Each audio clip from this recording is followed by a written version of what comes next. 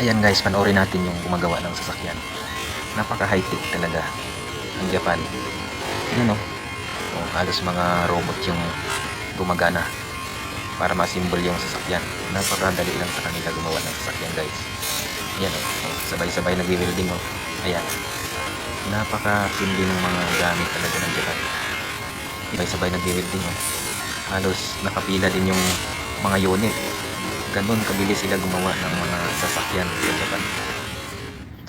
Ayan magmula sa body hanggang sa mabuo at salpakan ng makina. Napakalupit talaga nila gumawa. Halos 90% machine lahat yung gumagawa ng sasakyan. Ilan-ilan lang yung presensya ng tao. Siguro yung tao ayan nag-operate ng mga machine at manual minsan na tinicheck yung mga unit, pero halos mga robot lahat yung gumagana para mabuo itong sasakyan. Matindi talaga ang Hapon guys pag gumawa, kaya pumasinso talaga sila ng gusto.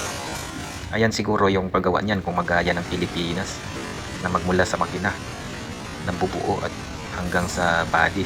Yung body guys kaya naman natin gawin sa Pilipinas, pero yung makina parang hindi pa, wala pang kagamitan o kaalaman ng Pinoy na gumawa ng sariling makina ng sasakyan.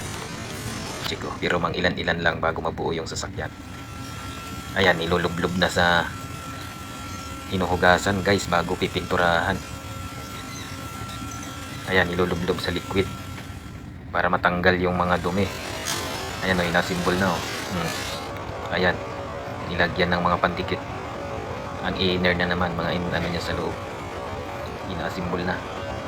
Ayan, napakagaling talaga ng Hapon guys. Biruin mo sa isang araw ilang unit kaya yung matatapos nito. Ayan napakasimple lang para sa kanila gumawa ng sasakyan guys. Ayan, binabapping machine din, robot din yung nagbabapping. Ayan, pinipinturahan yung loob, robot din. Matindi talaga yung Hapon guys. Ayan na, pinipinturahan, robot din yung nagpipintura guys. Malapit na matapos gulong na lang at saka makina, yari na. Pininturahan uli. Nakailang patong na kaya ng pintura yan. Ayan, binabing na naman, kaya napakahusay talaga nila. Na-develop nila ng gusto yung paggawa ng mga sasakyan. Halos lahat ay machine at saka computer na yung nagpapagana sa mga robot guys. Ganun talaga kalupit yung mga Hapon. Ayan, sinalang na uli, konti matatapos na to. Ayan ilang tao lang sa paggawa ng sasakyan, ilang tao lang yung pinakita. Halos 95% guys machine yung nag-assemble. Ayan, chinicheck. Pero ilan lang sa paggawa ng sasakyan, ilang party lang. Ayan, mag-assemble na ng mga yan, magagawa na ng mga makina. Ayan, sa casting para mabuo yung pyesa ng makina.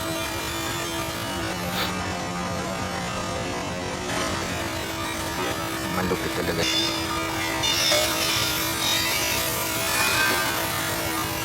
Ayan nag-assemble na ng mga parts ng makina ng sasakyan.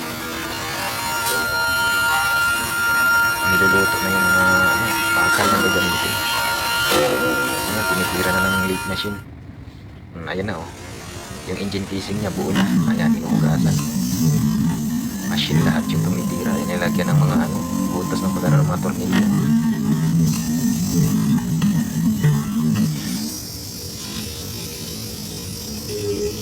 Matindi talaga gumawa ng Hapon guys. Ayun na buo na yung engine casing. Ayan napakasimple lang nila talaga gumawa ng sasakyan at napakadali lang para sa kanila. Ayan, niluluto na naman yung ibang bakal na gagamitin sa paggawa ng makina. Ayan, mga granahe. Ayan yung kamula. Ayan, mga granahe yung niluluto. Kinicheck ng ng operator. Ganun lang, kadali sa kanila. Nakaupo lang yung tao, titingin lang sa computer. Ayan na ibang pyesa na naman. Ayun, binuo na mga cylinder. Sinukat. Talagang sinuri ng husto bago ito maipasa, guys. Ayan, matindi talaga yung hapon.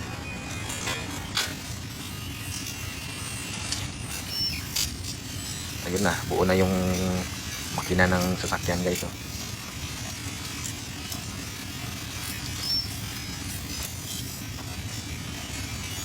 Pang ibabaw na lang yung kulang. Ganon kalupit talaga kahigpit ng mga gamit ng hapon.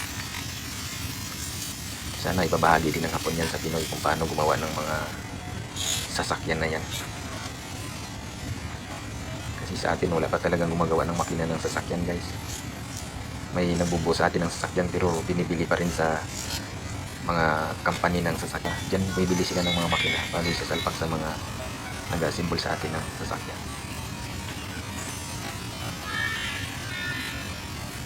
Napaka-kumpleto talaga tong hapon. Halos na sa kanila yung pinaka malaking kumpanya ng sasakyan sa Asia.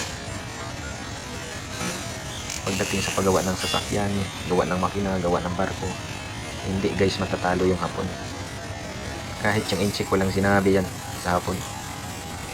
Pulidong pulido yung paggawa at saka matibay talaga yung mga materyales. Ayan, guys, oh, halos ilang porsyento na yung matatapos na yung makina. Halos buo na, guys. Ayan na, oh. Nakalambiti na, ikakabit na yan siguro dun sa body niya. Oh, ayan. Pati yung body niya nakahang na rin. Malupit talaga, oh. Ayan, robot na naman yung nagsasalpak. Ayan na. Halos mabubuo na yung sasakyan na yan. Yung mga panloob sinasalang na. Ang lupit talaga, guys. Oh, ayan. Swak na swak talaga yung mga robot. Hindi mo lang sumasayad sa mga ibang talagang synchronize lahat. Matindi talaga yung utak nitong mga hapon, guys.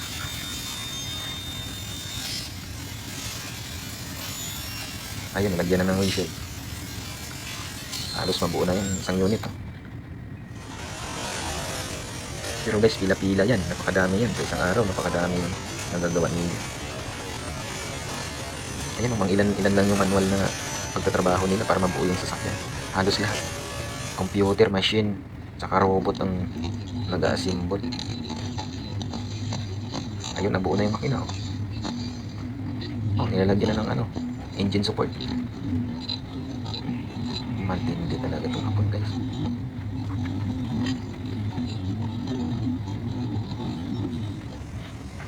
Oh, ayan na, binaba na, oh. Ang makina, binaba na, isasalang na yan. Ayun, buo na, oh. Nabuo na yung isang makina. Bagong bago. Ayun, sinalang na sa body niya. Napakasimple lang talaga nila gumawa ng sasakyan. Ayan, mga ilan-ilan lang yung manual na pagtrabaho nila para magawa yung isang unit ng kotse, guys. Halos robot lahat yung nagkakabit.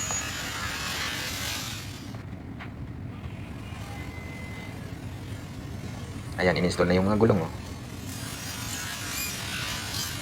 At yung pagkabit ng gulong, oh, machine lahat. Robot din yung nagsasala.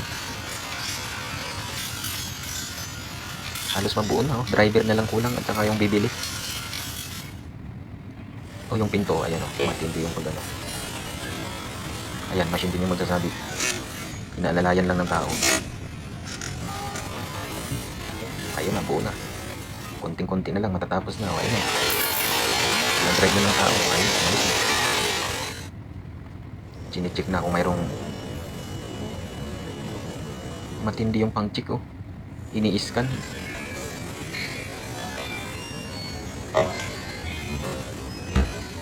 Ayun na, okay na. Dadali na yan sa garahe.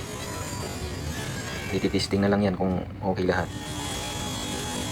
Guys, thank you for watching. Please like and subscribe on my YouTube channel. Thank you very much.